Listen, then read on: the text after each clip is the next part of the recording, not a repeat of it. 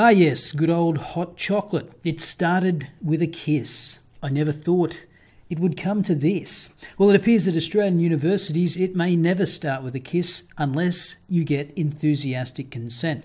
Sydney University students will be taught they cannot kiss on campus unless they get an enthusiastic yes from the object of their desire under a radical plan for a mandatory course on sexual harassment. Every new student from this year onwards will have to pass the course, an online module that uses male and female stick figures to illustrate what is and is not consent to sex. To complete their studies, they will need to score a perfect 100%. Now, I suspect if you're a stick person, you don't have to worry about any of this because you don't have any sex organs, which brings up an interesting conundrum.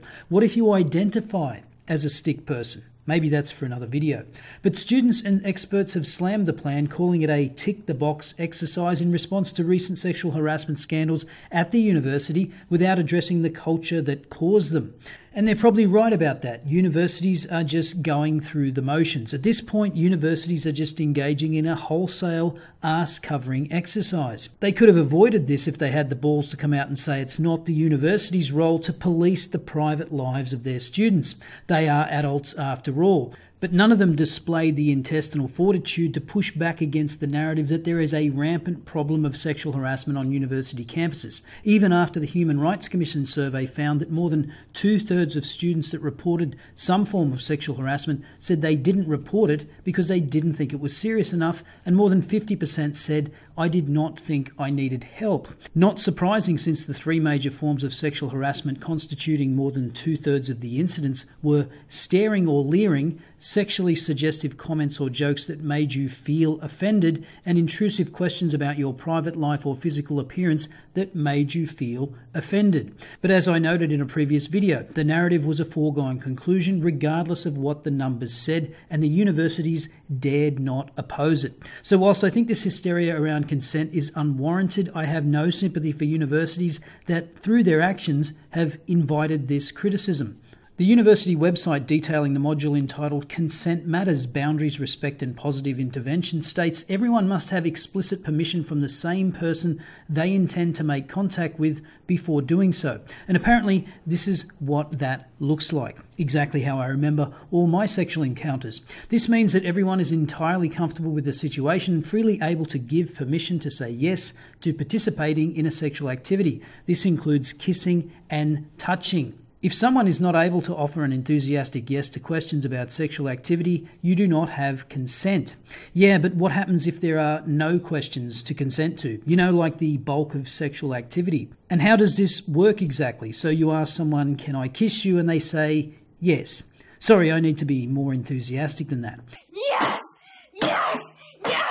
Then you say, "Can I put my hand on your leg?" And they say yes. So you put your hand on their leg, and after 30 seconds you start sliding your hand up the thigh. And she says, "Stop, I didn't say you could do that."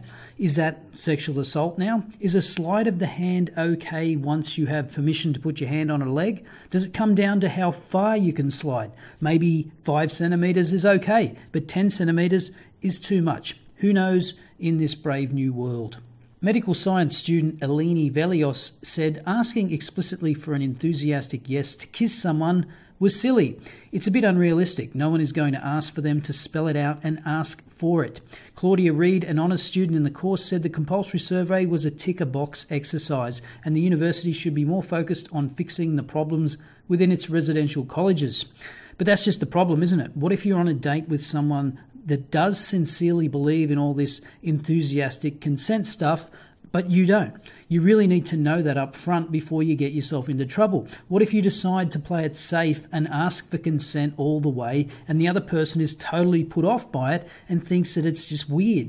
Anyway, according to those two students mentioned previously, they think there should be some form of consent training, but not a tick-the-box online course. So what should that be exactly? Here's another article from The Australian. University of Sydney sexual consent course slammed as a stunt. The National Union of Students Women's Department, the University of Sydney's Student Representative Council and the University of Sydney's Women's Collective says the online module will not do anything to improve understanding of consent and are urging the university to instead implement evidence-based primary prevention education. USYD Student Representative Council President Imogen Grant says the university should instead be looking to proven models of consent education. The evidence is clear that one-off programs don't work in changing behaviour, she said. The university should seek the assistance of international leaders in sexual violence prevention education, such as Professor Moira Carmody. She also said the online module was intended as a quick fix to criticism the university has received over its handling of on-campus sexual assault allegations. The university is using consent matters over evidence-based programs as it is cheaper and quickly assuages public criticism around sexual assault at university. Now that's interesting because at the end of the Telegraph article we learned that it was reported last year that the university was opposed to an online module on consent because research said it wasn't an effective education tool. But the Students' Representative Council's women's officers put pressure on management to adopt it. The Student Representative Council being one of those same organisations that's now criticising it. But again, I agree this is a quick fix to silence criticism, but we never learn what the evidence-based programs are. What does that mean exactly? My worry is we go down the US college campus path where there is an activist movement to basically remove responsibility from women and put it on men, as evidenced by the kangaroo court system implemented on many university campuses in the United States, which is brilliantly documented in the book The Campus Rape Frenzy. Bettina Arndt put out a video last year looking at prevention programs and found that programs that teach women to be more aware of warning signs and to resist had better outcomes. Of course, that attracts the criticism of putting the burden on women and not perpetrators. But if it works, and this program claims to have reduced the likelihood of rape by 46%, then surely it must be considered in an overall program. I'm no expert on prevention programs, but the stick figure online course does seem like a quick fix just to make it look like the universities are doing something about this problem. A problem, I believe, is exaggerated. But it's not for people like me to decide what constitutes reasonable consent in this brave new world on college campuses. Ultimately, it will be young people that decide that. So I want to ask university-age students out there in particular, should there be compulsory consent classes? And if so, what form should they take? How much should university administrations be concerning themselves in your private lives? Let me know your thoughts in the comments below. I'll see you next time.